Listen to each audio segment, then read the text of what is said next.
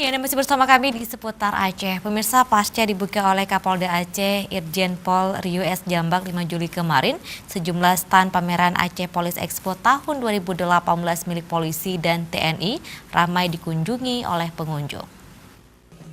Memasuki hari keempat Police Expo tahun 2018 yang berlangsung di lapangan Blang Padang, Banda Aceh, terlihat ratusan pengunjung memadati sejumlah stan yang ada di lokasi tersebut.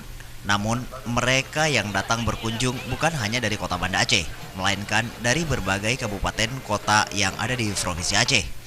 Aceh Police Expo tersebut dapat memberikan gambaran terhadap pelaksanaan tugas dan pelayanan kepolisian yang telah didedikasikan Polda Aceh beserta jajaran selama ini. Bahkan di lokasi tersebut sejumlah senjata dan alutsista milik polisi ikut dipamerkan kepada masyarakat yang datang ke lokasi tersebut.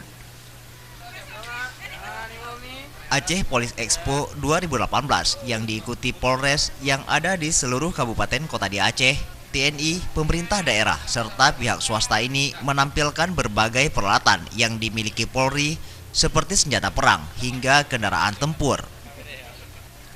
Tim Liputan, Aceh TV.